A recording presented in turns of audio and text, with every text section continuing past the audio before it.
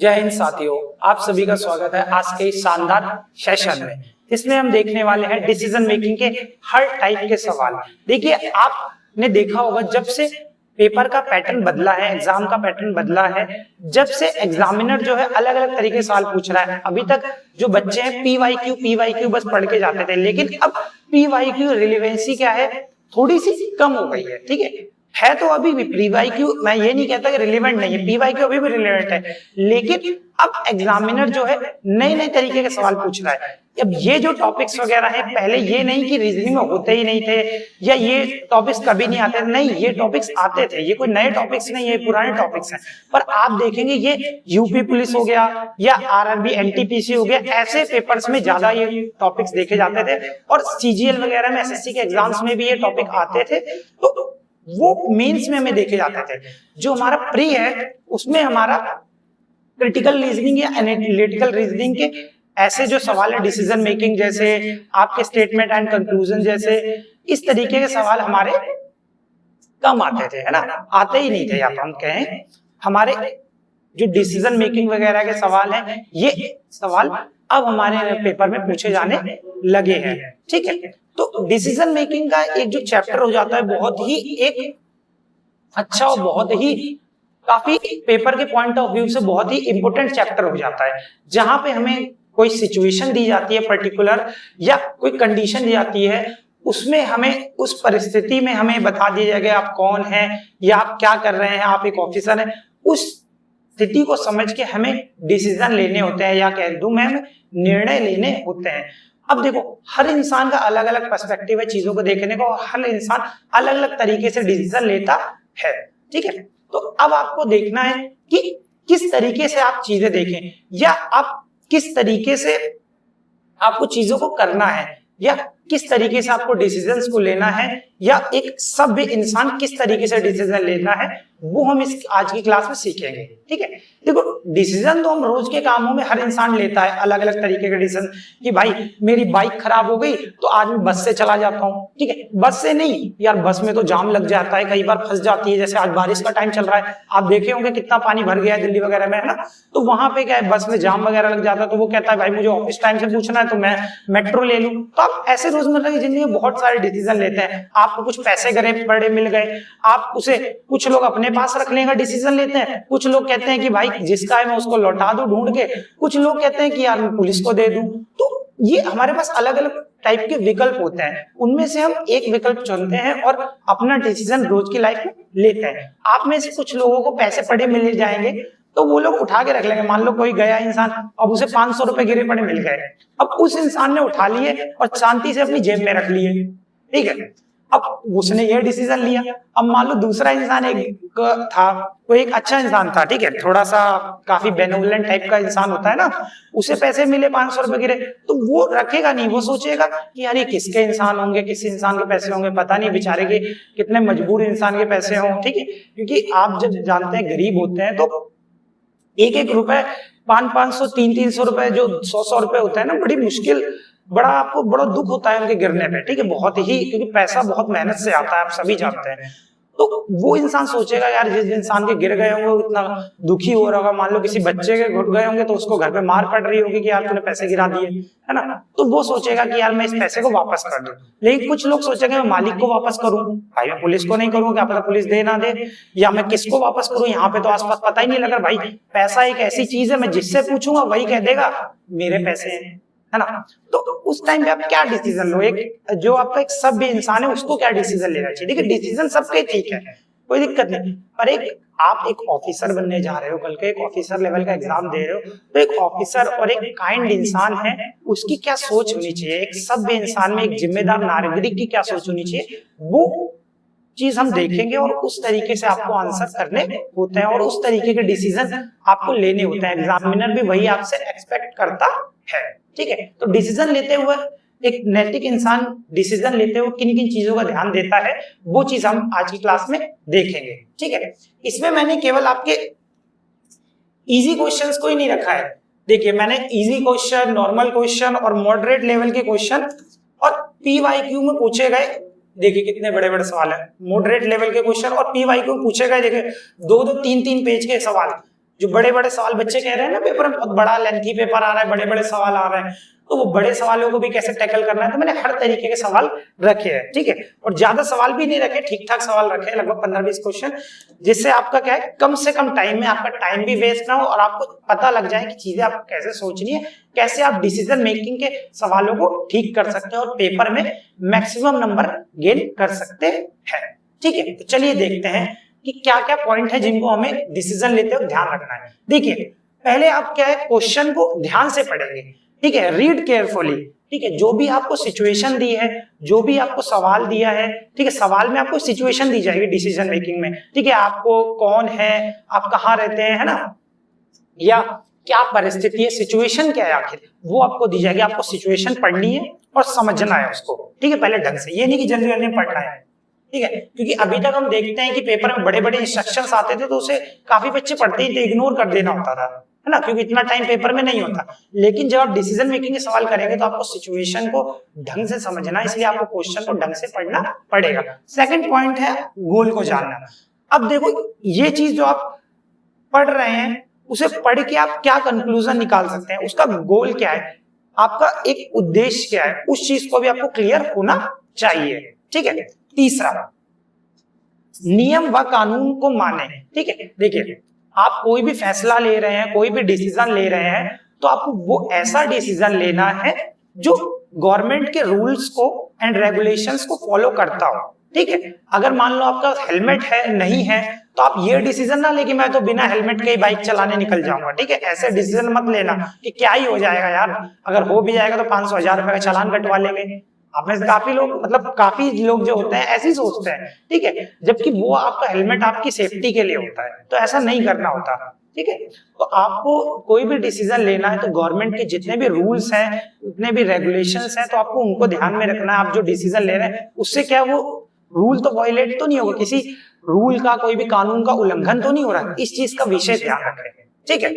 फिर उसके बाद स्टे एथिकल, जैसे मैंने आपको क्लास की स्टार्टिंग में भी एक 500 रुपए के नोट का एग्जांपल दिया, ठीक है, कि भाई 500 रुपए का नोट किसी को गिरा पड़ा मिलेगा तो वो बंदा शांति से जेब में रख लेगा, है ना, किसी को बताएगा भी नहीं, किसी को क्यों देगा वैसे, है ना। कई सारे लोग नहीं देते और कई सारे दे भी देते हैं, तो वो टोटली डिपेंड करता है कि भाई किस इंसान के हाथ में लगा। अब चोर तो क्या है, यहाँ तो ऐसे ऐसे चोर लोग होते हैं कई सारे कि दूसरे का पर्स काट लेते हैं। अब किसी चोर को गिरा पड़ा मिल जाएगा तो वापस थोड़ी देगा, लेकिन आप ऑफिसर बनने जा रहे हो तो आपकी नीयत भी देखो साफ रहनी चाहिए।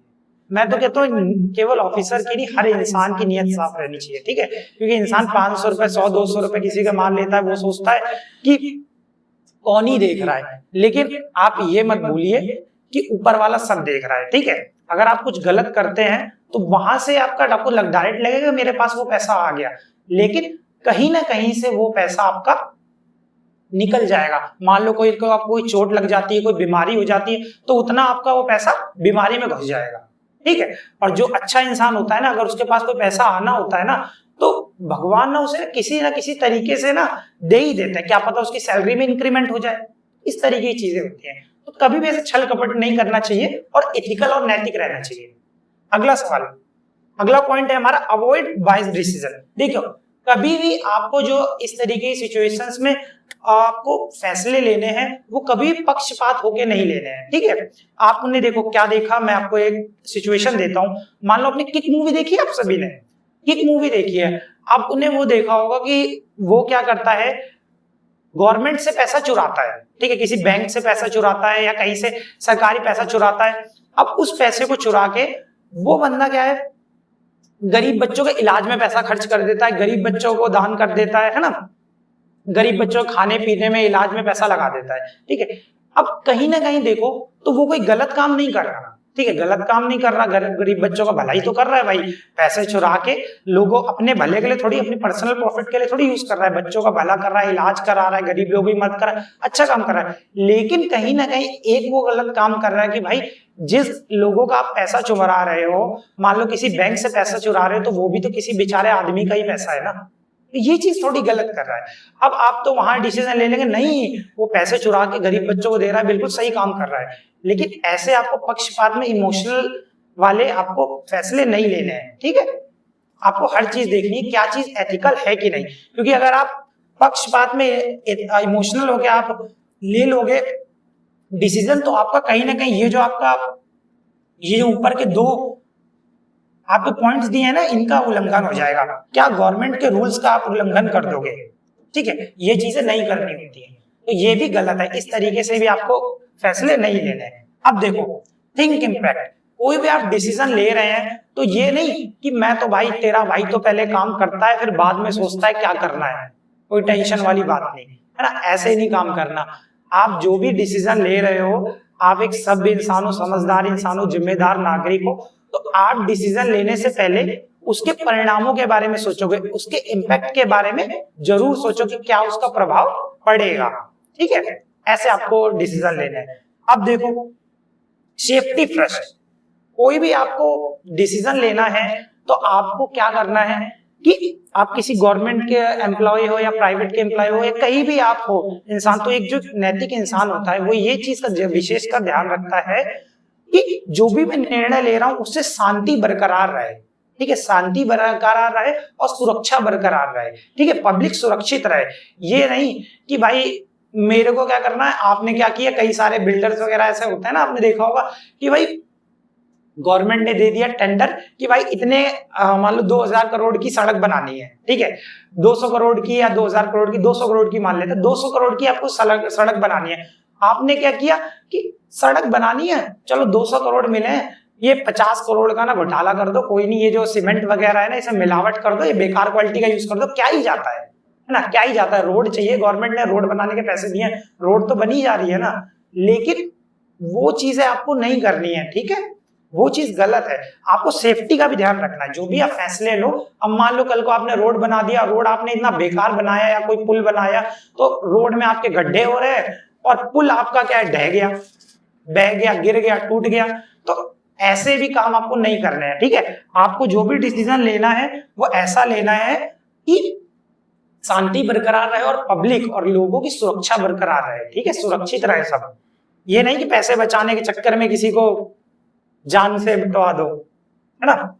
Fulfil the conditions. देखो आगे चल के आपको ऐसे भी डिसीजन लेने पड़ेंगे, इसमें ऐसे भी टाइप के सवाल पूछे जाते हैं जहां पे आपको कुछ कंडीशन दी गई होती है, ठीक है। एक तो आपको इमोशनल वगैरह इस सब चीजों को चेक करके आपको डिसीजन लेने हैं। एक इसमें दूसरे टाइप का सवाल, जैसे कि मैं आपको दिखा दूं, ये एनटीपीसी वगैरह में जैसे पूछा गया है, इसका ये वाला जो टाइप होता है, इसमें आपको कोई भी डिसीजन लेना है, जो सिचुएशन दिख रहा है, सिचुएशन दी गई है, तो इसमें सिचुएशन लेने के पहले आपको दी होती है कि क्या क्या कंडीशन है, ठीक है, क्या क्या कंडीशन है। जैसे आप किसी कॉलेज के प्रिंसिपल हो, अब आपको किसी बच्चे का एडमिशन लेना है, आपको उस बच्चे का एडमिशन लेना है, तो क्या क्या आपको क्राइटेरिया है, उन क्राइटेरिया को फॉलो तो करोगे ना, उन क्राइटेरिया को फुलफिल तो करोगे। जैसे आपने सीजीएल का फॉर्म भरा तो आपकी भाई ग्रेजुएशन कंप्लीट होनी चाहिए, ग्रेजुएशन कंप्लीट होनी चाहिए, 100 रुपए का फॉर्म फीस भी देना है आपको, तो ये सब चीजें तो आपको करनी है ना।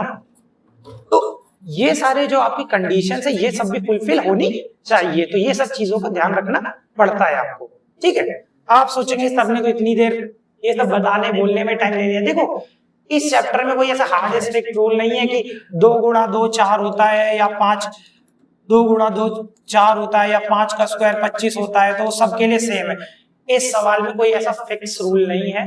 इस प्रकार के सवालों में आपकी पूरी की पूरी आपकी सोच पे डिपेंड करता है, आपके विजन पे डिपेंड करता है, आप किस तरीके से चीजों को देखते हैं और क्या क्या चीजों को आप ध्यान रखते हैं कोई डिसीजन लेते वक्त, ठीक है। तो वो आपका विजन, वो आपकी सोच, वो आपकी थिंकिंग लेवल डेवलप करना काम है, ठीक है। तो क्रिटिकल रीजनिंग पूछी इसलिए जा रही है ताकि आपका थिंकिंग लेवल डेवलप किया जा सके, ठीक है। अगर इसमें ऐसा कोई रूल होता कि भाई ये फॉर्मूला लगा दो, ये चीज लगा दो, तो फिर तो सबके आंसर आ जाते हैं, है ना। तो आपको अपनी डिसीजन मेकिंग स्ट्रॉन्ग करनी है। तो इसमें अब हम देखो चालू करने वाले हैं टाइप 1। टाइप 1 में इस टाइप के चैप्टर में कैसे सवाल पूछे जाते हैं, चलिए टाइप 1 में देखिए, ये थोड़ा हिंदी की गड़बड़ हो गई है, ठीक है। नेक्स्ट सवाल से आप देखेंगे सब में सही है, इसमें थोड़ा एडजस्ट करिए। देखो सिचुएशन क्या है, you are a school principal and 2 teachers are arguing in front of students, what will you do. मान लो आप किसी स्कूल के अध्यापक स्कूल के आप प्रधानाचार्य हो, प्रिंसिपल हो, ठीक है, और 2 टीचर हैं आपस में एक दूसरे से बहस करने में लगे हैं कि नहीं ये भाई हिंदी का पढ़ाने का, हिंदी का पीरियड का टाइम 30 मिनट का होता है, 40 मिनट का क्यों कर दिया, आप लेट क्यों आते, आप जल्दी क्यों आते। देखो ऐसे करके ना स्कूल्स वगैरह में आप देखो टीचर वगैरह में बहस हो जाती है। ठीक है। तो मान लो दो टीचर्स वगैरह बहस कर रहे हैं, तो आप क्या डिसीजन लेंगे? क्या उन्हें इग्नोर कर देंगे? देखिए, आप कभी भी डिसीजन मेकिंग का सवाल करें तो क्वेश्चन को, सिचुएशन को अच्छे से पढ़े और साथ में सारे ऑप्शंस को भी अच्छे से पढ़े, फिर समझे, फिर आंसर करें, ठीक है। इग्नोर देम, उन्हें इग्नोर कर देंगे। स्कोल्ड देम लाउडली, उन्हें जोर से चिल्लाएंगे कि नहीं लड़ो मत, दोनों अपनी क्लास में जाओ, ऐसे नहीं। या call them separately and resolve the problem, ठीक है। या उन्हें शांति से बुलाएंगे अलग अलग और उनकी प्रॉब्लम को सुनेंगे और उनकी प्रॉब्लम को ठीक करने की कोशिश करेंगे।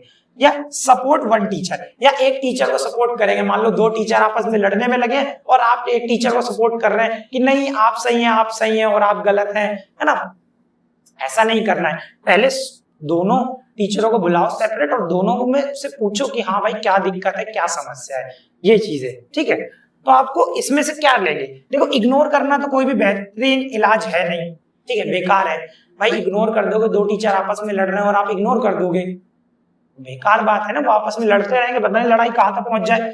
स्कूल टाइम लाइटली, भाई टीचर्स वगैरह को या किसी को भी, बच्चे को भी आप सबके सामने ऐसे डांट रहे हो, फालतू में चिल्ला रहे हो, डांट रहे हो, तो वो भी करना ऐसे किसी को डांटना, पता नहीं क्या बात हो, किस बात पे दोनों बहस कर रहे हो, तो वो आपको नहीं पता है ना, तो ऐसी डांटना भी ठीक नहीं है। सपोर्ट वन टीचर, किसी एक टीचर का सपोर्ट करेंगे। आपको मैटर पता नहीं है कि क्या बात है, जैसे अभी आपने देखा होगा प्रोटेस्ट वगैरह वाली चीजें भी हुई थी, तो उसमें कुछ टीचर्स की थोड़ी आपस में बहस वगैरह हो गई थी, तो उसमें भी कुछ जनों को मैटर पता नहीं है, कुछ जनों को पीछे की अंदर की बात क्या है या डीप में ढंग से पता नहीं है चीजें, और एक टीचर के सपोर्ट में आके दूसरे टीचर को गालियां लिख रहे हैं फालतू में। ये गाली वगैरह देना या इस तरीके की, आपको कुछ इतना ज्यादा डीप में पता है नहीं कि भाई पीछे की बात क्या है, क्या बिहाइंड द कैमरा क्या चीज चल रही है, कैसी बात है, रियलिटी क्या है, और आप एक टीचर को सुन के नहीं तो मैं इसकी साइड हूँ और दूसरे वाले को फालतू में गाली दे रहे हो, तो वो चीजें भी ठीक नहीं होती है, ठीक है। पहले चीजों को जानो और समझो, उसके बाद फैसले लो, ठीक है। तो ये भी आपका गलत है, ये सारे डिसीजन आप नहीं लेंगे। आप क्या करेंगे, अगर आप स्कूल के प्रिंसिपल हैं तो दोनों को बुलाएंगे सेपरेटली और उनकी समस्याएं सुनेंगे, फिर आगे किसी निर्णय पे पहुंचेंगे, ठीक है। तो ये इसका सही जवाब है। अगले सवाल पे चलते हैं। अब देखो क्या कंडीशन दी है, you find 500 note on the office floor, what will you do. आपको ऑफिस के फर्श पे 500 रुपए का नोट मिलता है, आप क्या करेंगे। वैसी कंडीशन है, ठीक है। ऐसा सवाल पेपर में भी किसी में पूछा गया था अभी, तो उसी तरीके का सवाल ये मैंने डाला इसमें, है ना, मिलता जुलता। तो उसमें देखिए आपको पूछा गया है कि आपको मान लो रोड पे, जैसे उसमें होता है कि रोड पे पैसे पड़े मिलते हैं, तो यहाँ पूछा गया कि ऑफिस में अगर आपको पैसे पड़े मिलते हैं 500 का नोट, तो आप क्या करेंगे। कीप इट योरसेल्फ, अपने पास रख लेंगे। कुछ लोग तो ऐसे होंगे बुद्धिजीवी, कहेंगे नहीं हम अपने पास ही रख लेते हैं, क्या है भाई पाई पाई चीज, है ना, जिसको मिल गई उसकी। या आप पूछेंगे ask openly whose it is, खुलेआम पूछेंगे कि किसका है ये 500 का नोट। ऐसा ऑफिस में गए, आपको 500 रुपए का नोट गिरा पड़ा मिला और आप चिल्ला रहे हैं ए भाई ये 500 का नोट किसका है, किसका है, आपका है, आपका है ना। तो ऐसे भी नहीं करना है ना। ये ऑफिस में आप हल्ला ही मचाते फिर रहे हैं पूरे ऑफिस में कि 500 का नोट किसका है, ये भी नहीं करना, ठीक है, ये भी नहीं करना। अब आप देखो, give to your office administration, ठीक है, ये सही लग रहा है। अब देखो, या डी देखो, डी में क्या है, थ्रो इट अवे, 500 का नोट मिल गया फेंक देंगे। ये तो मैं सच्ची बताऊं तो 99.9% लोग कोई नहीं करेगा भाई। आपको 500 का नोट मिला है, कुछ लोग मैं मानता हूँ रख लेते हैं, कुछ लोग पुलिस को देते हैं, या कुछ लोग पूछते हैं अपने दोस्त को किसी का है तो उसको दे देते हैं, कुछ लोग एडमिनिस्ट्रेशन को दे देते हैं। लेकिन 500 का नोट मिले और कोई इंसान फेंक दे, हो ही नहीं सकता ऐसा, है ना। ऐसे थोड़ी है कि जल्दी 500, या तो फिर नकली होगा, तो ये भी नहीं करेंगे। तो आपको क्या करना चाहिए, अगर आपको ऑफिस के फ्लोर पे 500 का नोट मिलेगा तो एथिकल और एक समझदार व्यक्ति, जिम्मेदार व्यक्ति यही करता है कि उस 500 के नोट को उठा के अपने ऑफिस प्रशासन को दे देता है, ठीक है, यही करना है। क्योंकि भाई जिसका भी नोट चोरी हुआ होगा वो क्या करेगा, भाई मेरे पैसे गिर गए हैं, वो हो सकता है कि आप पूरे ऑफिस में ढूंढता फिरेगा, भाई हो सकता है उसे मिले ना। लेकिन वो आप ऑफिस एडमिनिस्ट्रेशन को दे दो तो क्या पता ऑफिस वालों से पूछे कि सर आपको मेरा 500 का नोट गिर गया था, क्या मिला क्या, तो वो हो सकता है दे दे, है ना। आपने उनको दे दिया ऑफिस वालों को, तो वो दे देंगे हाँ अरे ये प्रतीक सर को मिले थे तो उन्होंने पैसे हमें दे दिए थे, लीजिए आपके पैसे, है ना। तो आपको क्या करना है, ऑफिस एडमिनिस्ट्रेशन को दे देना है ताकि वो वापस कर सके जिसके पैसे हैं। अगला देखो, एक सहकर्मी आपके काम का श्रेय ले रहा है, आप क्या करेंगे? इमोशनल क्वेश्चन, है ना। आपके साथ कोई इंसान काम करता है ना, और वो क्या है, आप कोई भी काम करते हैं और वो लास्ट टाइम पे आ जाता है। मान लो कई बार ऐसा टीम वर्क में आपने देखा हुआ होता है कि 5 जने मिलकर टीम बनाते हैं। अब टीम में क्या है कि 2 ही बच्चे ऐसे हैं जो मेनली काम कर रहे हैं और बाकी के 3 शांति से बैठे रहते हैं, ठीक है। और जब प्रोजेक्ट कंप्लीट होना होता है, भाई टीम में तो 5 सारे 5 के 5 आगे खड़े होते हैं, सर हमने ये बनाया, मैंने ये किया, मैंने वो किया, और सब आपस में कह रहे हैं कि हाँ मैंने किया, मैंने ये किया, मैंने वो बनाया, और आगे आपका श्रेय ले लिया, ठीक है, कि भाई मैं अगर ना होता तो ये काम ना होता, और जबकि उसने कुछ किया ही नहीं, ठीक है। तो ऐसे में क्या करेंगे आप? अगर कोई आपके सहकर्मी, आपका दोस्त आपका श्रेय ले रहा है कि हाँ ये काम मैंने किया, शांति से बैठे बैठे बिना कुछ किए, argue in front of everyone, सबके सामने उससे लड़ने लग जाएंगे, ए तू, उन्हें कुछ नहीं किया, मैंने किया है सब, ऐसे करके नहीं, ऐसा नहीं करना, ठीक है। देखो कुछ लोग ऐसा करते हैं, पर एक एथिकल इंसान और एक जो समझदार व्यक्ति है, जो एक मोरल पर्सन है, ठीक है, कॉर्टियस पर्सन, उसकी ये निशानी नहीं है, वो ऐसी किसी के सामने ऐसे लड़ने नहीं लग जाएगा, बहस करने की, तूने कुछ नहीं किया, मैंने किया, सब ये वो, ठीक है, ऐसा कुछ नहीं है। आप शांत रहेंगे, मे बी कुछ लोग ये भी कर सकते हैं। पोलाइटली क्लेरिफाई विद प्रूफ, सबूत के साथ शालीनता से स्पष्ट करेंगे, बिल्कुल सही है, ठीक है। और क्विट द जॉब, जॉब छोड़ देंगे, ये काम तो यार बिल्कुल ही कभी कोई नहीं करेगा। क्या आपका श्रेय, आप कोई काम कर रहे हैं और किसी और ने श्रेय ले लिया तो आप उसके लिए जॉब छोड़ देंगे? आप क्यों जॉब छोड़ देंगे यार? मतलब ये तो फालतू का निर्णय है, आप क्यों जॉब छोड़ देंगे? तो ये फालतू में जॉब आप नहीं छोड़नी है, ठीक है, ये तो आपके लिए गलत निर्णय है। देखो कुछ लोग शांत भी रह सकते हैं और कुछ लोग पोलाइटली क्लेरिफाई विद प्रूफ। अब बच्चों को इन दो में तो कंफ्यूजन नहीं हुई होगी, पक्का कंफर्म है इसी में हुई होगी, ठीक है। 90% बच्चों को, ज्यादातर बच्चों को इनमें कंफ्यूजन होगी। अब इसमें भी देखिए, जो सभ्य इंसान होता है वो शांत भी नहीं रहता है कि भाई नहीं तो उसने कोई काम किया, बार बार कोई ले रहा है, कोई ले रहा है। बाद में अभी आपने देखा होगा कि अभी मैंने ये चीज रिसेंट में भी देखी, और कई सारी चीजें हमने देखी कि अभी प्रोटेस्ट वगैरह भी चल रहे थे या कुछ भी चल रहे थे, बच्चों के हित में भी चीजें की जा रही थी। और आप देखेंगे ऑफलाइन में भी कई सारे काम होते हैं। अब अभी जो प्रोटेस्टी वगैरह चल रहा है उसमें भी काफी काम वगैरह कर रहे हैं टीचर्स वगैरह सारे ही मिलके, लेकिन काफी सारे आपने टीचर्स वगैरह देखे होंगे, लोग वगैरह देखे होंगे, सबको चाहिए कि भाई मेरा नाम हो, मेरा नाम हो कि मैंने रेलवे के लिए आवाज उठाई, कुछ को है कि मेरा नाम हो कि मुझे ना एसएससी के लिए आवाज उठाई। सब लोगों को भाई श्रेय चाहिए, ठीक है, कि मेरे को श्रेय चाहिए कि भाई मेरे को नाम नहीं मिला, मेरे को नाम नहीं मिला। अरे काम आप कुछ अच्छा करने आए हो तो जरूरी थोड़ी है कि भाई श्रेय के पीछे भागो। अरे नहीं भी होगा नाम तो भी आपका काम हो रहा है, आप अच्छा काम कर रहे हो तो कोई नहीं भाई, लोगों को वो चीजें ना पता लगे, लेकिन ऊपर वाला सब देखता है, ठीक है। आप किसी के लिए कोई अच्छे भाव से काम कर रहे हो ना, तो आपके साथ भी अच्छा होगा। बस हो सकता है कि थोड़ा टाइम लगे, उस टाइम आपको चीजें ना दिखे, लेकिन आपके साथ भी जरूर अच्छा होगा। अगर आप किसी काम को निस्वार्थ भाव से कर रहे हैं तो, ठीक है। तो आपको ये भी नहीं करना होता कि शांति से बैठ जाओ या किसी से लड़ने लग जाओ, ठीक है। तो आर्ग्यू वगैरह नहीं करना है, आपको बाद में शांति से बोलना है, क्लेरिफाई करके प्रूफ के साथ कि भाई आपसे कोई ज्यादा पूछे तो कि हाँ तुमने क्या किया, क्या ही किया मेरे लिए, तो उसे क्लेरिफाई करो प्रूफ के साथ कि हाँ मैंने ये किया, ठीक है, उसे सामने समझाएंगे। तो इस सवाल में यही है कि आपका कोई काम का बार बार श्रेय ले रहा है तो आपको बताना है पोलाइटली क्लेरिफाई विद प्रूफ, सबूत के साथ शालीनता से उसे स्पष्ट तरीके से बताएंगे कि ये चीज मैंने करी है, देखो ये मेरे पास प्रूफ है, ठीक है। ऐसे फैसले लेने। आप पुलिस अधिकारी हैं, ठीक है, देखिए आपको सिचुएशन आ गई, आपको बिना एग्जाम दिया भी पुलिस अधिकारी बना दिया। क्यों बना दिया?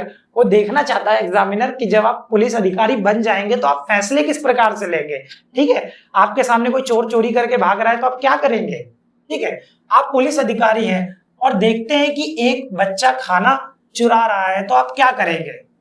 इमोशनल क्वेश्चन, ठीक है। तो आपको देखना है क्या करना है। देखो पहला अरेस्ट इमीडिएटली, तुरंत गिरफ्तार कर लेंगे।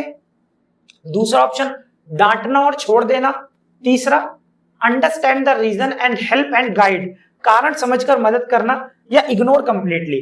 मान लो आपके सामने कोई बच्चा खाना चुरा रहा है, ठीक है, आप उसे कंप्लीटली इग्नोर कर देंगे या उसे पकड़ के अरेस्ट कर लेंगे? भाई कोई खाना चुरा रहा है, एक बात बताओ, कोई इंसान खाना क्यों चुराता है? बहुत मजबूरी होती है भाई किसी इंसान की। अब कोई बच्चा है, अब बेचारे बच्चा खाना चुरा रहा है, कोई सामान तो चुरा नहीं रहा है किसी का कहीं से, खाना चुरा रहा है, क्या पता वो इंसान 2 दिन से भूखा हो, क्या पता वो उसने काफी टाइम से कुछ खाया ना हो, क्या पता उसके पास खाना खरीदने के पैसे ना हो, है ना? ऐसी क्या पता इसकी क्या मजबूरी रही हो, क्यों खाना चुरा रहा है ना? क्या पता मजे मजे में चुरा रहे हो, कुछ कुछ परेशान करने के लिए भी चुरा रहे हैं, तो आप नहीं कह सकते। तो ऐसे टाइम पे किसी भी इंसान को केवल खाना चुराने के लिए या इस चीज के लिए अरेस्ट कर लेना ठीक नहीं है, ठीक है? तो उसे अरेस्ट तो करना ठीक नहीं है, बहुत कठोर एक्शन हो जाएगा। उसे डांटेंगे, डांटना भी ठीक नहीं है ना? आपको जब नहीं पता कि क्या मजबूरी है, क्या उसके साथ दिक्कत है, क्या उसकी प्रॉब्लम है, तो ऐसी किसी को भी जाके डांटना, ये नहीं कि हड़कना, मारने लग जाना, ये चीज ठीक नहीं होती है, ठीक है? इग्नोर कर देंगे, इग्नोर तो आपको करना ही नहीं है यार। आपके सामने मान लो कोई चोरी हो रही है, कोई ऐसी हरकतें हो रही है, कोई जुर्म हो रहा है, आप उसे इग्नोर कर देंगे, ऐसे पुलिस वाले बनेंगे? Understand the reason and help and guide, ठीक है? अगर कोई बच्चा आपके सामने खाना चुरा रहा है या कोई दिक्कत हो रही है, ठीक है, तो आपको समझना है कि वो बच्चा खाना क्यों चुरा रहा है, उसके कारण को समझेंगे और उसकी मदद करेंगे, ठीक है?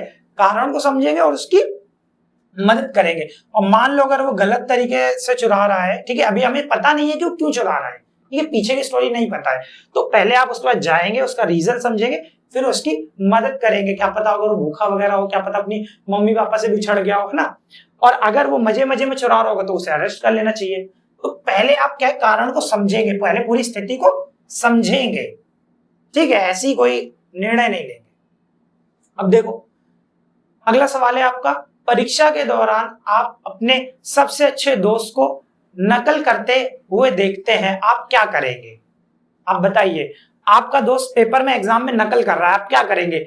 हेल्प हिम चीटिंग, उसकी चीटिंग करने में मदद करेंगे, परीक्षक को बताएंगे, इन्विजिलेटर को रिपोर्ट करेंगे, या ignore and focus on your paper, नजरअंदाज करके अपना पेपर देंगे, वार्न हिम क्वाइटली, ठीक है? उसे आप क्वाइटली क्या है, वार्न करेंगे।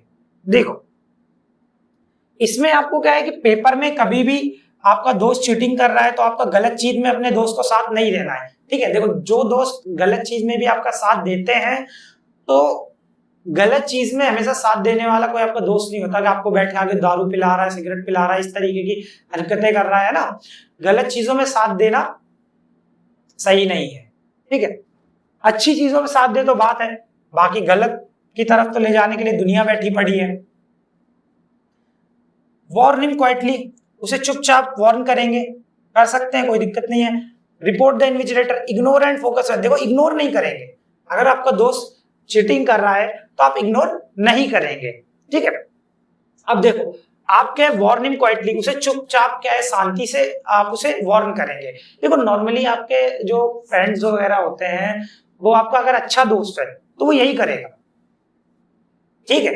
लेकिन अगर आप एक नैतिक इंसान की तरह, एक मोरल इंसान, जो एथिकल इंसान होता है, सब इंसान आप देखो, तो वो ऐसा नहीं करेगा, ठीक है, कि चुपचाप बताए। आप चीटिंग कर रहे हो तो आपका गलत में साथ कभी नहीं देगा, उसे क्या है रिपोर्ट करना चाहिए इन्विजिलेटर को और परीक्षक को बताना चाहिए, ठीक है? ये होता है एक एथिकल इंसान का काम, ठीक है? एक बिल्कुल सब इंसान का काम, जो नैतिक इंसान का काम होता है, ठीक है, नैतिक काम।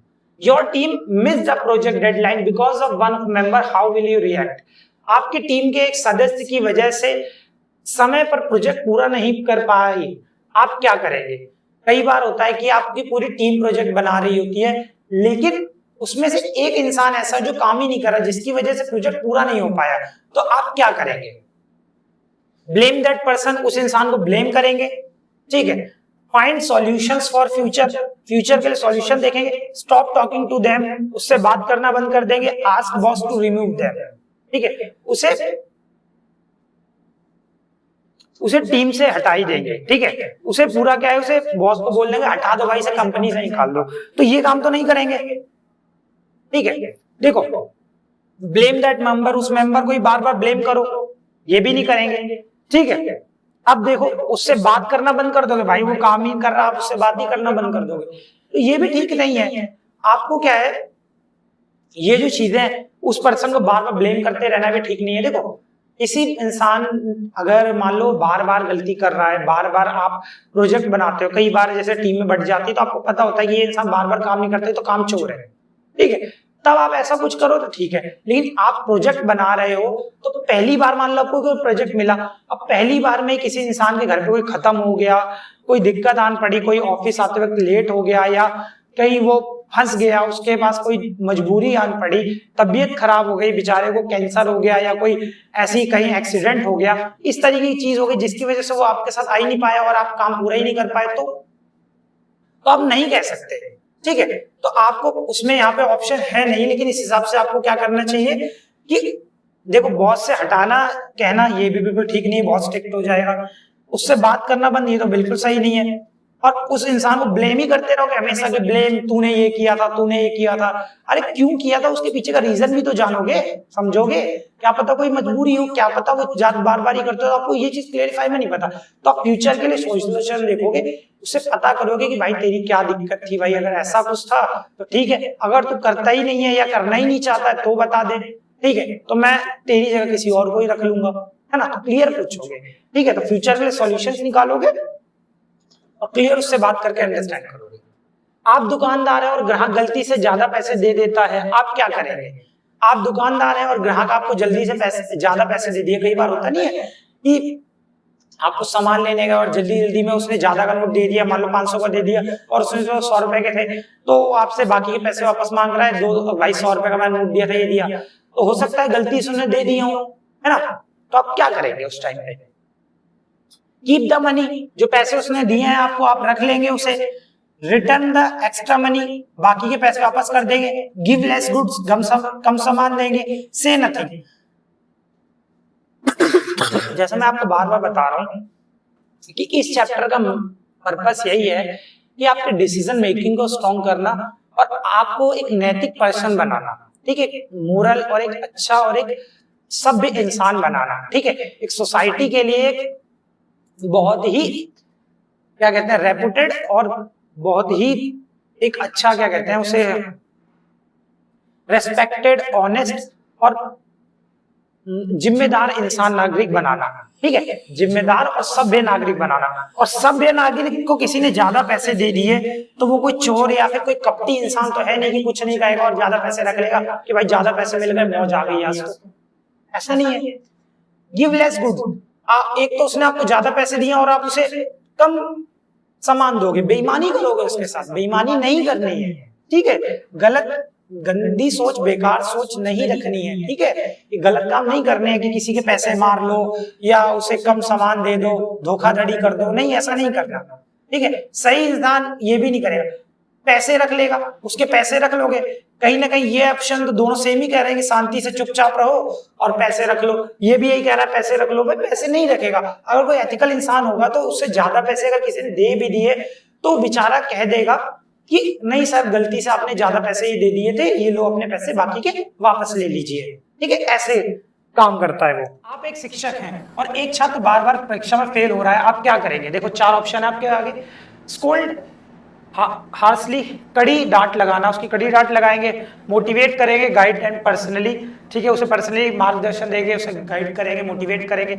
Ask him to leave his school, school छोड़ने को कहेंगे, इग्नोर हिज प्रॉब्लम्स, उसकी प्रॉब्लम्स को इग्नोर करेंगे। देखो आपने देखा होगा कई बार क्या होता है, जो बच्चे हैं कुछ तो होते हैं अच्छे, कुछ को दिमाग बड़ा तेज चलता है तो वो बार बार पास कर लेते हैं चीज़ों को, जो भी हम पढ़ाते हैं जल्दी अडेप्ट कर लेते हैं, पर कुछ बच्चे जो होते हैं उनका दिमाग मतलब उतनी जल्दी चीज़ों को अडेप्ट नहीं करता। मैं ये नहीं कहता कि वो कम इंटेलिजेंट है, वो भी है इंटेलिजेंट, पर किसी किसी बच्चे का दिमाग इतना तेज चलता है जो एक बार चीज़ों को पढ़ेगा उसे याद हो जाएगी, और एक बच्चा वो होता है जो 2-3 बार चीज़ों को पढ़ेगा तब उसे चीज़ें याद होगी। तो बच्चे भी अलग अलग टाइप के होते हैं, ठीक है। और एक आप अगर यदि एक शिक्षक है और एक छात्र आपकी क्लास में बार बार असफल हो रहा है तो उसे बुरी तरीके से डांटना ये तो कहीं ठीक नहीं है कि भाई देखो, अगर वो बच्चा पढ़ रहा है, कोशिश कर रहा है, तो उसकी कोई गलती नहीं है, ठीक है। पढ़ रहा है, कोशिश कर रहा है, बार बार ध्यान लगा रहा है, बार बार पूरी मेहनत कर रहा है, 8-9 घंटे अपना दिमाग लगा के अपना बड़ी मेहनत से पढ़ रहा है, और फिर वो फेल हो जा रहा है, तो उसकी क्या गलती है? बेचारे ने पूरी कोशिश तो की। लेकिन एक लड़का जो पढ़ ही नहीं रहा है तो वो फेल हो रहा है, तो उसको तो डांट लगाना बनता है, ठीक है। जो पढ़ रहा है तो उसे क्या डांट लगाना, उसे नहीं डांट लगानी चाहिए। और ask him to leave school, उसे स्कूल ही बोल देंगे, छोड़ दे भाई, तू स्कूल छोड़ दे, ऐसा कहना ठीक है? गलत। इग्नोर हिज प्रॉब्लम्स, उसकी समस्याओं को अनदेखा कर देंगे। मतलब एक बच्चा बार बार आपकी क्लास में फेल हो रहा है और आप उसकी समस्याएं को अनदेखा कर रहे हैं, आप कह रहे हैं तू फेस तो दे ही रहा है, कोई बात नहीं, पढ़ता रहे। मान लो फेल हो रहा है, कुछ तो समझ में आ रहा है, नहीं आ रहा है, कोई टेंशन वाली बात ही नहीं, आप उसे कह रहे हैं इग्नोर। तो ऐसे इग्नोर नहीं करना है। एक सही इंसान, एक सभ्य इंसान ऐसा कभी नहीं करता। आप एक शिक्षक हैं और एक सभ्य शिक्षक है, तो आपको अपने स्टूडेंट्स को मोटिवेट करना चाहिए और उन्हें गाइड करना चाहिए पर्सनली, अगर वो पेपर में सही परफॉर्म नहीं कर पा रहे डिस्पाइट कड़ी मेहनत करने के बावजूद भी, ठीक है। क्योंकि आपने देखा होगा, देखो कई बार क्या होता है कि हम अच्छी तैयारी करके जाते हैं पर फिर भी हमारा पेपर नहीं क्लियर हो पाता। जैसे कॉम्पिटिटिव एग्जाम्स में भी किसी का तो एक बार में क्लियर हो जाता है फर्स्ट अटेम्प्ट में, किसी का 2-3 अटेम्प्ट हो जाते हैं, फिर जाके क्लियर होता है, किसी का 4 अटेम्प्ट में क्लियर होता है। तो सबका अलग अलग है। क्यों? क्योंकि हर बंदे का दिमाग एक जैसा नहीं चलता है। और कई बार ऐसी सिचुएशन ऐसी हो जाती हैं कि भाई एक बच्चा पढ़ तो पूरी जी जान लगा के रहा है, पर आपने देखा होगा फेस के पेपर में अब कितने ऐसे बच्चे हैं जो पूरी जी जान लगा के मेहनत से पढ़ के गए होंगे, लेकिन उनका माउस खराब होने की वजह से, उनका कीबोर्ड खराब होने की वजह से, उनका सिस्टम बार बार बंद हो जाने की वजह से, सेंटर इतना दूर उनका पड़ा कि बेचारों के पास जाने के लिए पैसे तक नहीं थे, ठीक है। इतनी हजार किलोमीटर, 800-800 किलोमीटर अगर दूर बंदा अच्छा जा रहा है पेपर देना, सिलेक्शन पोस्ट वगैरह का या स्टेनो वगैरह का जो भी है, तो इतना दूर जाने के लिए बंदे को पैसे भी तो चाहिए। और गरीब बच्चा जो तैयारी वगैरह करता है उसके पास इतने पैसे नहीं होते हैं, ठीक है, कि इतना दूर जा सके, है ना। और वो बच्चा जो जा ही नहीं पाएगा पेपर देने, और मान लो किसी तरीके से वो पहुंच भी गया, उसका एग्जाम कैंसिल, और मान लो एग्जाम हो भी रहा है तो उसका माउस ही काम नहीं कर रहा, तो आप उसने कितनी भी तैयारी कर रही हो, बच्चा अच्छा परफॉर्म नहीं कर पाएगा, ठीक है। सिस्टम ही बार बार बंद हो जाएगा, पेपर ही लीक हो जाएगा, तो आप क्या करोगे, ठीक है। तो ये चीज इस तरीके से हमेशा स्टूडेंट को ही ब्लेम करना ठीक नहीं रहता है। कई बार ऐसी सिचुएशन बन जाती है, कई बार ऐसे सिस्टम की गलती होती है जिसकी वजह से बच्चे पेपर क्लियर नहीं कर पाते हैं, ठीक है। देखो जो बच्चा नहीं पढ़ रहा तो उसकी गलती है, लेकिन जो बच्चा पढ़ रहा है, बड़ी मेहनत से पढ़ रहा है और उसे पता है कि मैं सब कर लूंगा, लेकिन ये सब जो परिस्थितियों की गलती है इसकी वजह से नहीं कर पा रहा, तो मेरे हिसाब से तो बच्चे की कोई गलती नहीं है, उसे मोटिवेट करना चाहिए और उसे पर्सनली गाइड करना चाहिए, ठीक है, और सिस्टम को सुधारना चाहिए, ठीक है। बाकी उसे स्कूल छोड़ देंगे, नहीं को बोल देंगे इग्नोर हिज प्रॉब्लम को इग्नोर कर देंगे, स्कोल्ड करना कहां तक सही है? गलत है, ठीक है। अब देखो, आप एक डॉक्टर हैं और एक मरीज को बिना पैसे के तुरंत इलाज चाहिए, आप क्या करेंगे? मान लो आप एक डॉक्टर बन गए, ठीक है, आपके पास कोई मरीज आता है, ठीक है, बिना पैसे के तुरंत उसे इलाज चाहिए। मान लो वो कह रहा है कि भाई मेरे पास अभी पैसे नहीं है, तो आप क्या करेंगे? उसे रिफ्यूज कर देंगे, मना कर देंगे इलाज करने को? Treat first then discuss later, ask for money first send away, पहले पैसे मांगेंगे या उसे भेज देंगे कि तू जा भाई, तेरा इलाज नहीं होगा, तेरा पैसे नहीं है। देखो, एक आप सभ्य डॉक्टर, सभ्य इंसान है, एक एथिकल इंसान है, एक अच्छा इंसान है, तो वो ऐसा कभी भी नहीं करेगा, ठीक है। और ऐसा करना भी नहीं चाहिए कि मान लो किसी इंसान का एक्सीडेंट हो गया, अब वो स्ट्रेचर पे लेटा हुआ, बेचारे के ब्लीडिंग हो रही है। आपने देखा होगा ना कितने एक्सीडेंट हो जाते हैं रोड में, पहले तो उनको बेचारों को लेके ही नहीं जाता, हमारे देश में कई सारे लेके नहीं जाता, फिर गवर्नमेंट ने उस चीज को प्रमोट करने के लिए फरिश्ता योजना, कई सारी योजनाएं चालू की हैं कि भाई तुम उन्हें लेके जाओ हॉस्पिटल, उनका इलाज कराओ, पहले उनकी जान तो बच सके, बाकी बातें बाद में पूछें किसने मारा, क्या हुआ या क्या दिक्कत हुई, पैसे वगैरह की बात, जो भी बात। अब कोई डॉक्टर आप कहीं इलाज कराने गए और वो कह रहा है कि पहले पैसे लाओ फिर इलाज होगा, ठीक है, तो गलत है, ठीक है। तो ये चीज नहीं करना चाहिए। अगर पैसा नहीं है, आप सीधे जाते ही उससे बोल रहे हो कि पैसा लाओ, ठीक नहीं है, पहले उसे इलाज करना चाहिए। तो रिफ्यूज टू ट्रीटमेंट, उसका इलाज करने से मना कर दो, गलत चीज है। उससे पहले मनी के लिए ही बोलोगे, गलत चीज। और उसे या तो कह दोगे भाई तेरा पैसा नहीं तो इलाज नहीं होगा, तो गलत बात है, ये चीज ऐसे नहीं होती है, ठीक है।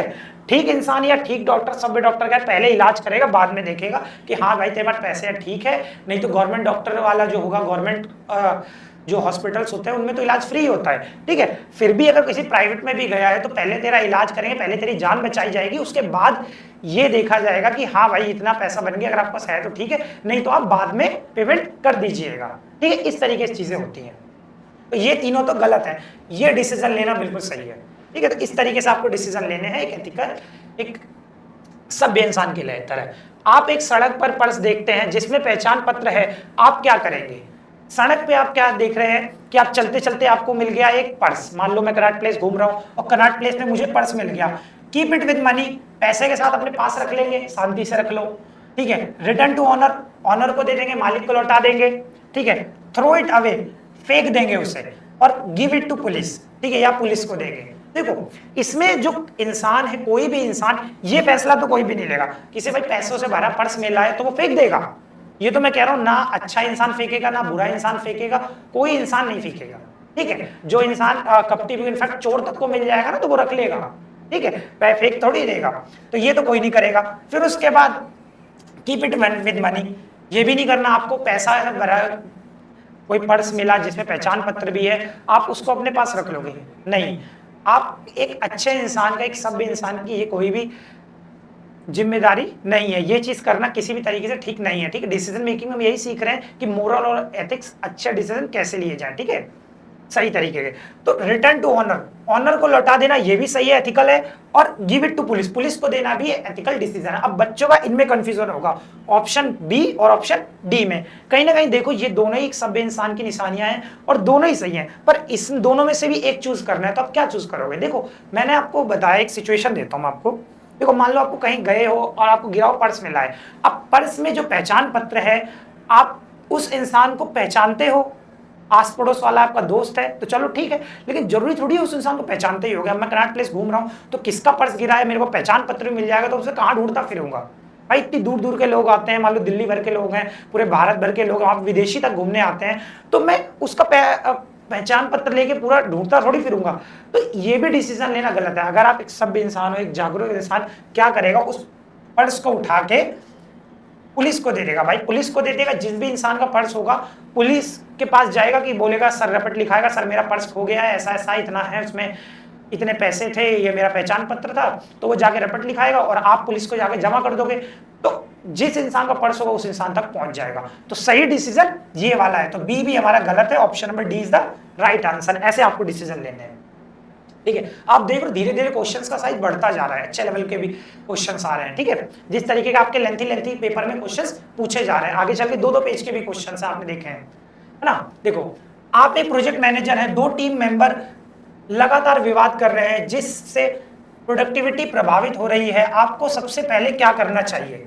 ऐसी सिचुएशन दे देगा। मान लो आप एक मैनेजर हो जिसमें जो आपकी टीम है या जहां पे भी आप काम करते हो कंपनी में, वहां पे 2 वर्कर हैं या 2 मेंबर हैं, वो आपस में लड़े जा रहे हैं, जिसकी वजह से काम ठीक से नहीं हो पा रहा है, तू मैं कर रहे हैं, तो आप क्या करेंगे? फायर बोथ एम्प्लॉयज इमीडिएटली, दोनों को, कर्मचारियों को तुरंत निकाल देंगे, मामले को नजरअंदाज करेंगे और उम्मीद करेंगे कि खुद ही ठीक हो जाए, ठीक है। मीटिंग कराकर दोनों के विचार जानेंगे, एक को दूसरे की टीम में भेज देंगे, अरे एक बात बताओ, 2 बंदे आपकी कंपनी में अगर लड़ रहे हैं, ठीक है, आप किसी भी कंपनी के मैनेजर और आपके यहाँ पे लड़ रहे हैं जिनकी वजह से ठीक से काम संचालित रूप से नहीं हो पा रहा, तो आप दोनों को नौकरी से निकाल देंगे? ये तो बहुत ज्यादा स्ट्रिक्ट डिसीजन हो जाएगा। इससे तो हो सकता है दोनों आप ही से लड़ने लग जाए, है ना, कि तूने मेरे को निकाल दिया था, तो ये भी गलत है, ठीक है। अब उसको इश्यू को इग्नोर कर देंगे। मान लो 2 जने आपसे कंपनी में लड़ रहे हैं, 2 मेंबर, अब वो मान लो पहले मुंह की लड़ाई लड़ रहे हैं कि तू मैं हो रही है, थोड़ी थोड़ी लड़ाई, अब वो धीरे धीरे लड़ते लड़ाई हाथापाई पे उतर आए, फिर धीरे धीरे एक दूसरे को पटका पटकी हो चालू हो जाए, है ना, एक दूसरे को मारना वगैरह चालू कर दे, तो लड़ाई कितनी आगे तक बढ़ जाए आपको क्या पता है, और आप इस चीज को इग्नोर नहीं कर सकते, ठीक है। तो ये गलत निर्णय, ये भी नहीं करेंगे आप, ठीक है।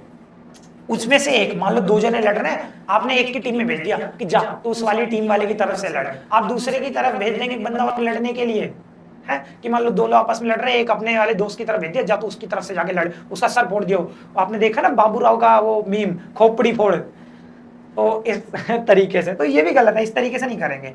आप अगर एक मैनेजर हैं और एक सही इंसान है जो वहां पे उस सिचुएशन में फैसला लेना सही होगा, वो होगा mediate a meeting to understand their perspectives, meeting करा के दोनों के विचार को जानेंगे कि भाई दोनों के विचार क्या है, दोनों में लड़ाई क्यों हो रही है, आखिर गलती किसकी है, कहाँ दिक्कत आ रही है, किस वजह से दोनों के बीच में इतने मतभेद हो रहे हैं, इस चीज को आप जानेंगे। ठीक है, तो ये फैसला लेना बिल्कुल सही होगा।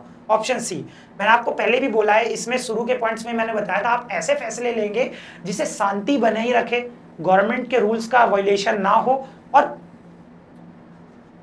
लड़ाई ना ही हो। ठीक है, लड़ाई वगैरह ना हो, शांति बनी रहे, शांति से काम हो।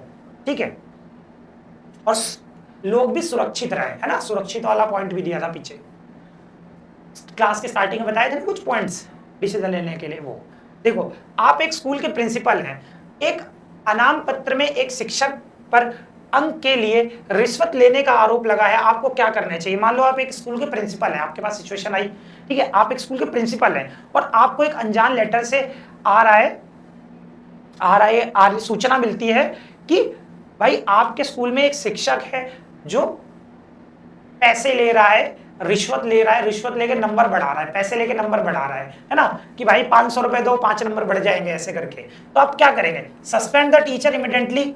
अच्छा, टीचर को तुरंत निलंबित कर देंगे। ठीक है, अनाम शिकायत मतलब ignore, it is an anonymous complaint, अनाम शिकायत होने को कारण नजरअंदाज कर देंगे। ठीक है, कि वो अनजान से शिकायत है, पता नहीं किसने करी है, भाई नाम तो लिखा नहीं, एनोनिमस शिकायत है तो उसे नजरअंदाज कर दो। Start a discreet investigation to verify the facts, गुप्त जांच शुरू करें और तथ्यों की पुष्टि करें। Call all teachers and warn them, सभी शिक्षकों को बुलाकर चेतावनी दें। देखो इसमें क्या है, आप देख रहे होंगे 1 से 2 जो आपके फैसले हैं आपको लग रहा होगा ठीक है, ठीक है, लेकिन उसमें भी देखो जैसे कि हम सारे पर्टिकुलर एक एक फैसले को इवैल्यूएट करते हैं कि उसका, मैंने शुरू में बोला था ना कि जो आप फैसला ले रहे, डिसीजन ले रहे हैं, उसका परिणाम क्या निकलेंगे, ठीक है, उसके प्रभाव क्या निकलेंगे, वो भी आपको देखना है। ठीक है, उसके इफेक्ट क्या पड़ेंगे। तो देखो जो आपको एक अनोनिमस, मान लो अनजान लेटर आया है, ठीक है, अब उस लेटर ने ये कहा है कि आपके स्कूल में 2 टीचर्स, या मान लो जो टीचर्स हैं या कोई एक टीचर है जो रिश्वत ले रहा है, पैसे ले रहा है और आपके नंबर बढ़ा दे रहा है, तो आप ये भी नहीं पता कि भाई वो जो बंदा कौन है, कहां से लेटर आया है, वो सच कह रहा है कि झूठ कह रहा है, क्या कह रहा है, आपको पता ही नहीं, और आप टीचर को निकाल देंगे। और किस टीचर को निकालेंगे? ऐसी किसी भी टीचर पे इल्जाम लगा देंगे कि तू भाई पैसे लेके नंबर बढ़ा रहा है, तो ये चीज गलत है। ऐसे ही पूरे के पूरे स्कूल के टीचर को निकाल देंगे तो स्कूल क्या अगले दिन से बंद कर देंगे, ताला लगा देंगे? गलत बात नहीं। इग्नोर एन एनोनिमस कंप्लेंट, मतलब ये अनजान खबर है, आपको मतलब जो इंसान आपको खबर दे रहा है, ऐसा आपने इनकम टैक्स डिपार्टमेंट में या अदर डिपार्टमेंट में या अलग जगहों पे भी देखा होगा कि जो आपको खबर दे रहा है वो अपना नाम नहीं उजागर करना चाहता, क्योंकि जिसके बारे में वो खबर दे रहा है हो सकता है उसकी पहुंच बहुत लंबी हो, उसको जो इंसान बताए उस पर खतरा आ जाए, जान का उसे डर लग रहा हो, इसलिए उसने नाम ना लिख के दिया हो। तो आपको नाम नहीं लिख के दिया चिट्ठी पे, लेकिन आपको इन्फॉर्मेशन बता दी, तो आप उसको इग्नोर करेंगे, उस पर कोई विचार ही नहीं करेंगे, तो ये भी गलत है। ठीक है, और सारे टीचर्स को बुलाएंगे, वार्न करेंगे। देखो अगर आपको बिल्कुल ही नहीं पता तो आप ऐसा भी कर सकते हैं, हो सकता है, पर ये उतना अच्छा डिसीजन नहीं होगा। ठीक है, क्योंकि हमारे पास इससे भी बेहतर ऑप्शन है एक। तभी तो मैंने आपको शुरू में बोला था कि सारी सिचुएशन और सारे ऑप्शंस को एक बार पहले ध्यान से पढ़ लेना है ऐसे सवालों में। देखो, start discreet investigation to verify the facts, गुप्त जांच शुरू करें और तथ्यों की पुष्टि करें। ठीक है, आपको क्या करना है ऐसी सिचुएशन में कि एक गुप्त जांच, सीक्रेट इन्वेस्टिगेशन आपको चालू करवा देनी है कि हाँ ऐसा हो भी रहा है, ये जो लेटर से बताई इन्फॉर्मेशन है ये सच है या झूठ है। ठीक है, और फिर जो इंसान कर रहा है उसके पास उससे सबूत इकट्ठा करके, अगर वो ऐसा कोई इंसान कर रहा है तो उसे निलंबित करो, सस्पेंड करो, लेकिन अगर ऐसा नहीं कर रहा है तो कोई दिक्कत वाली बात ही नहीं। तो पहले इसकी जांच होनी चाहिए, प्रॉपर जांच। ठीक है, तो इस चीज के बारे में प्रॉपर इन्वेस्टिगेशन होनी चाहिए, ये इसके लिए सही फैसला है। इस तरीके का आपको फैसले लेने होते हैं। अब देखो एक ट्रेन दुर्घटना में, अच्छा ये वाला जो है किसी एग्जाम का प्रीवियस ईयर ही सवाल है, सवाल मैंने किसी पेपर में देखा हुआ है तो वहीं से उठाया था ये। ठीक है, एक ट्रेन दुर्घटना में कई यात्री घायल हो गए हैं, आप स्टेशन मास्टर हैं, आपकी तत्काल प्राथमिकता क्या होगी? अच्छा, अब आप क्या है, एक स्टेशन मास्टर हैं, आप आरआरबी एनटीपीसी का सवाल होगा शायद ये तभी इन्होंने ऐसी सिचुएशन दी क्योंकि आरआरबी वगैरह में भी ऐसे सवाल आते हैं। मान लो आप एक स्टेशन मास्टर हैं, ठीक है, अब वहां पे क्या हुआ है कि एक ट्रेन दुर्घटना हुई है, तो आप क्या करेंगे? देखो, इन्फॉर्म द मीडिया इमीडिएटली, तुरंत मीडिया को बुलाएंगे और सूचित करेंगे, मेडिकल सहायता और बचाव करेंगे, या start investigation for cause of accident, या inform railway head office first. ठीक है, आप पहले रेलवे हेड ऑफिस को इन्फॉर्म करेंगे। देखो अगर आप स्टेशन मास्टर हैं या कोई भी हैं, तो एक मैंने आपको बताया है शुरू में ही कि आपको लोगों की सेफ्टी का ध्यान रखना है, शांति बनाए रखना है और लोगों की जान भी बचानी है। ठीक है, इस तरीके से काम करने हैं आपके डिसीजन इन चीजों को ध्यान में रख के होने चाहिए। और मान लो कोई लोग मर रहे हैं, आप मान लो कोई इंसान का एक्सीडेंट हो गया और मर रहे हैं, तो आप क्या है उस पर रील बनाएंगे वहां बैठ के? कि आजकल तो वैसे ऐसा हो ही रहा है, मैं बहुत ऐसे देख रहा हूँ कि रीलें चीजें आती रहती हैं स्क्रॉल करते करते कभी कभी, कि किसी इंसान के घर में कोई खत्म हो गया है, अब वो उसे शमशान घाट लेके जा रहे हैं, तो लोग बच्चे आजकल की पता नहीं कैसे जनरेशन कुछ कुछ ऐसी वीडियो बना रहे हैं कि हेलो आज हमारे दादाजी खत्म हो गए हैं, तो आज हम उन्हें लेके जा रहे हैं, हमारे दादाजी खत्म हो गए थे तो हमारे पास अच्छे कपड़े नहीं थे पहनने को, तो सफेद कपड़े मेरे को मिले नहीं, तो मैं अपनी नई वाली शर्ट पहन के जा रहा हूँ या नई वाला लहंगा पहन के जा रही हूँ। ऐसी वीडियो बना रहे हैं ब्लॉग। मतलब घर में तुम्हें कोई खत्म हो गया, उसका कोई दुख नहीं है, कोई दुख नहीं है, सीधे उस पर रीलें बनाई जा रही हैं, ब्लॉग बनाए जा रहे हैं कि चलो आज के वीडियो का कंटेंट तो मिल गया। ऐसी चीजें हो रही हैं। और आप भी यही करेंगे, एक ट्रेन का एक्सीडेंट हो गया है और आप एक स्टेशन मास्टर है, तो पहले मीडिया को बुला लो, पहले उनकी टीआरपी, भाई थोड़ा सा टीआरपी तो कमा लें। गलत बात, ये चीजें नहीं करनी चाहिए। Arrange marriage medical help and rescue operation, medical सहायता और बचाव कार्य शुरू करना चाहिए। हाँ ये बिल्कुल सही है। शुरू में ही मैंने आपको बोला है कि एक पॉइंट आपको ये भी ध्यान रखना है कि आपको लोगों की सेफ्टी का भी ध्यान रखना है और लोगों को बचाना है ना, और शांति बनाए रखना है, रूल्स एंड रेगुलेशन का ही फॉलो करना है। तो लोग अगर आपको कहीं पे दुर्घटना घटी है तो यात्री घायल यात्रियों का क्या करेंगे आप? उनकी मेडिकल सहायता प्रोवाइड कराएंगे और बचाव कार्य शुरू करेंगे, उसके बाद बाकी चीजें देखी जाएंगी। Start investigation for cause of accident, तुरंत दुर्घटना, भाई दुर्घटना हुई है, लोग घायल पड़े हुए हैं बेचारे, कुछ मर रहे हैं, कुछ तड़प रहे हैं, और आप क्या करोगे? सीधे इन्वेस्टिगेशन तुरंत चालू। गलत, ये नहीं करना। और inform railway head office, railway के हेड ऑफिस को इन्फॉर्म करोगे। तो पहले ये काम इतना करना इंपॉर्टेंट नहीं है, पहले आप क्या है कि सबसे पहला काम, देखो ये भी काम करना जरूरी है, ये सारे मैं कह रहा हूँ ये सब करना जरूरी नहीं है, लेकिन आपसे यहाँ पे पूछा है कि आपकी प्राथमिकता क्या होगी, सबसे पहले आप क्या करेंगे, ठीक है, और आपकी प्रायोरिटी क्या होगी। तो सबकी ऐसे पहले और सबसे आपकी प्रायोरिटी, सबसे अच्छी प्रायोरिटी ये होगी कि आपको पहले लोगों की जान बचानी चाहिए, ठीक है, और मेडिकल हेल्प और रेस्क्यू ऑपरेशन चालू कराने चाहिए, उसके बाद बाकी के काम करने चाहिए, ठीक है। और ये मीडिया को तो तुरंत बुला के हाँ जी उनका इंटरव्यू करा लो पहले। देखो वो हमारा टाइप 1 था, जिस तरीके के सवाल पूछा था, अब हमारा कंडीशन वाला टाइप आ रहा है, टाइप 2। तो टाइप 2 के सवालों में देखो आपको एक सिचुएशन दी जाएगी और आपको कंडीशंस दी जाएंगी कि मान लो आप स्कूल के प्रिंसिपल हो, आप किसी गवर्नमेंट जॉब के अधिकारी हो, या आप कंपनी के मैनेजर हो, या जो भी एचआर वगैरह हो, आपको लोगों को रिक्रूटमेंट करनी है या कुछ काम करना है, तो कैसे आप भर्ती करेंगे, उसकी क्या क्या कंडीशन है, वो आपको कंडीशन दे रखी होंगी, कोशिश करनी है आपको कंडीशंस आपको सब फुलफिल करा के आपको डिसीजन लेने हैं।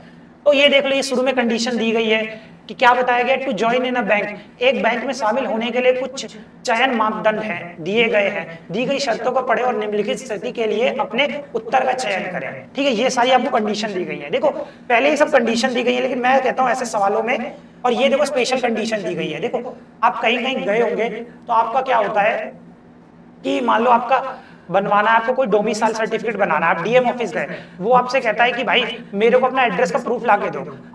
उसने कहा कि भाई बिजली का बिल लगेगा, आपकी 2 पासपोर्ट साइज फोटो लगेंगी और 1-2 डॉक्यूमेंट और लगेंगे। आपने कहा जी मेरे पास बिजली का बिल तो है नहीं, तो वो कहेगा कि आपका फिर तो बन ही नहीं पाएगा। एक वो कंडीशन होती है मैंडेटरी, ठीक है, एक मैंडेटरी होती है कि बन ही नहीं पाएगा, एक होती है कि ऑप्शनल होती है, मतलब अगर आपका बिजली का बिल नहीं है तो एड्रेस प्रूफ के लिए आप अपना राशन कार्ड, आधार कार्ड, कुछ और भी दे सकते हैं, ठीक है। तो ये वही स्पेशल कंडीशन दी गई है, ठीक है। अगर इंसान की पहली वो 2 कंडीशन में एक आधी नहीं फुलफिल होती तो उसके अलावा इनमें से कोई एक कंडीशन फुलफिल कर देता है वो, तो भी उसका काम चल सकता है। तो स्पेशल कंडीशन दी गई है।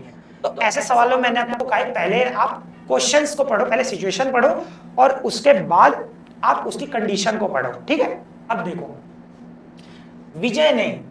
विजय ने सबसे अधिक आवेदन किए हैं, विजय ने सबसे ज्यादा आवेदन किए हैं और चयन परीक्षा में 70% अंक हासिल किया, 70% अंक हासिल किए हैं उसने किया है। हाँ, उसने 70% हासिल किए हैं अंक, और उसने बीटेक किया है 75% अंकों के साथ, ठीक है।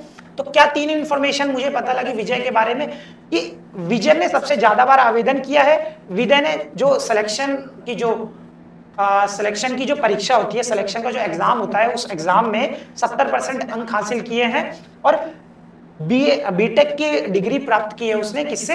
75% अंकों के साथ, ठीक है, 75% मार्क्स के साथ। तो आपको इनमें से बताना है कि उसका केस जीएम को जाएगा, कि इंफॉर्मेशन इनकम्प्लीट है, कि वो रिजेक्ट कर दिया जाएगा, या उसका सिलेक्शन बैंक में हो जाएगा। अब कंडीशन देखो, बैंक में सिलेक्शन की क्या क्या कंडीशन है थी। देखो, पहली कंडीशन ये है कि स्नातक होना चाहिए, ठीक है। उम्मीदवार के क्या है, 60% अंकों के साथ स्नातक होना चाहिए। मतलब वो क्या है कि उसने ग्रेजुएशन की होनी चाहिए और उसकी 70% कम से कम 60%, उसके कम से कम 60% अंक प्राप्त किए होने चाहिए ग्रेजुएशन में, ठीक है,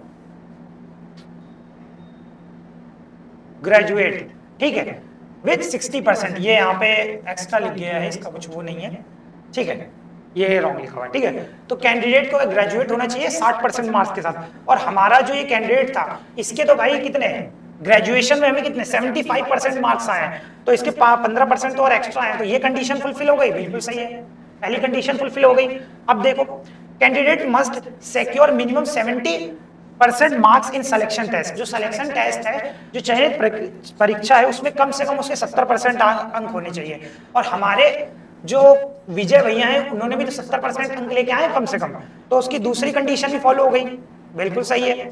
और उसके बाद क्या होना चाहिए, candidate should have certificate in computer fundamental.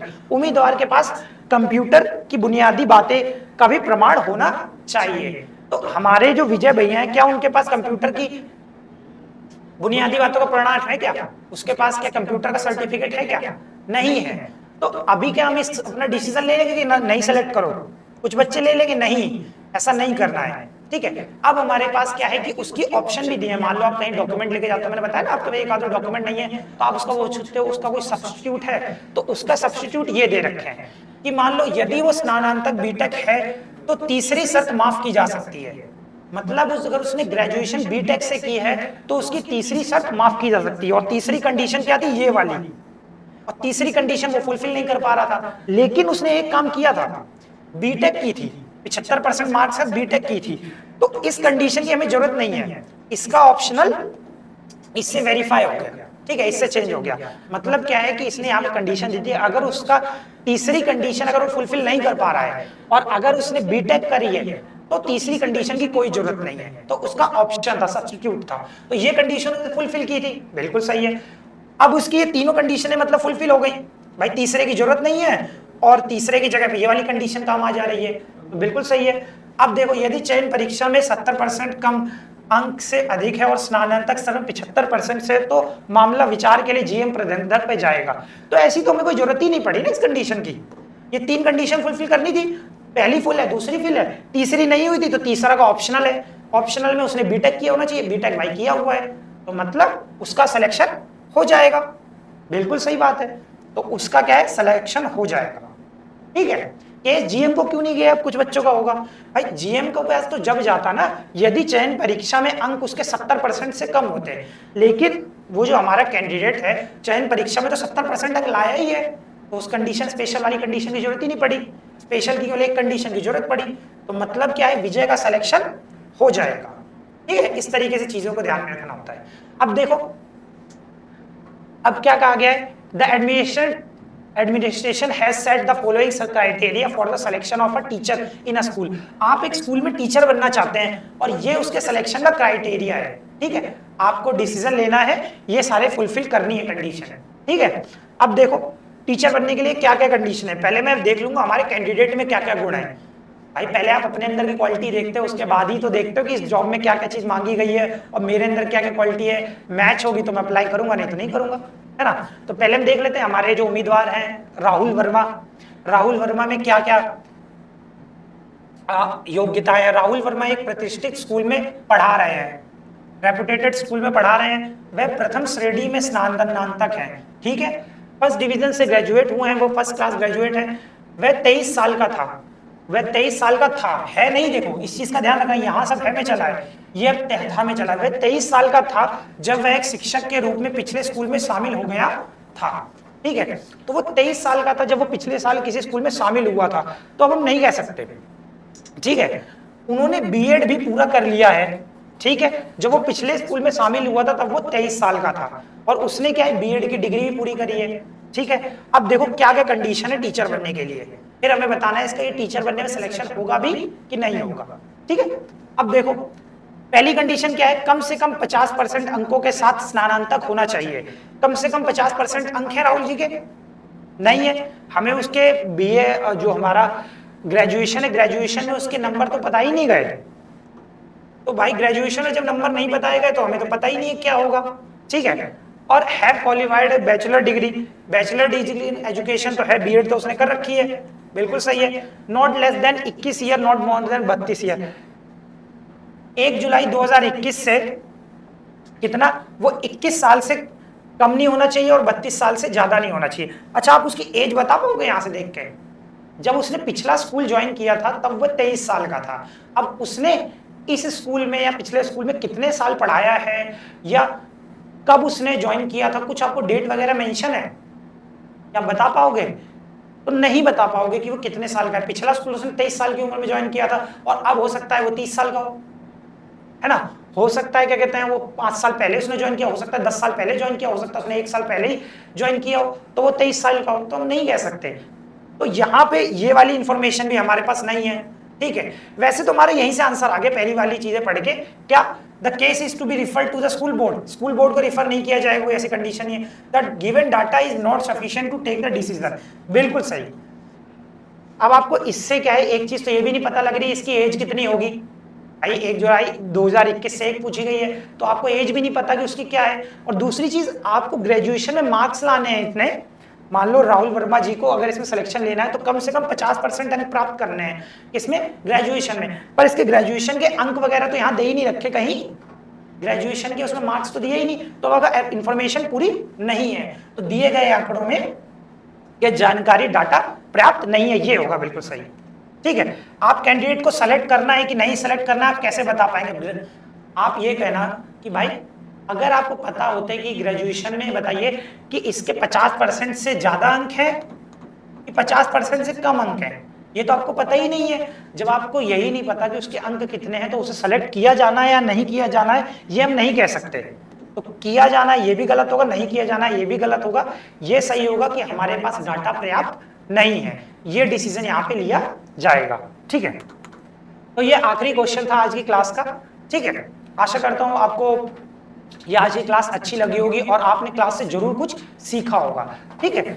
और मैंने इस क्लास में आपका क्या कम से कम सवालों में ही आपका पूरा टॉपिक, पूरे टॉपिक की पूरा जो चैप्टर है उसकी जो समरी है वो कवर करने की कोशिश की है। लेकिन फिर भी किसी बच्चे को डाउट है तो मुझसे कमेंट सेक्शन में पूछ सकता है, और किसी बच्चे को कोई टॉपिक में लेके दिक्कत आ रही है तो आप सभी बच्चे कमेंट करके जरूर बता सकते हैं कि नेक्स्ट टॉपिक कौन सा होना चाहिए। और नए पैटर्न पे मैं जितने भी नए टाइप के सवाल बन रहे हैं वो लेके मैं आ रहा हूं एक के बाद एक, है ना। तो आप चैनल के साथ जुड़े रहे और चैनल को जरूर सब्सक्राइब करें और कमेंट करके जरूर बताएं आपको सेशन कैसा लगा। Thank you so much.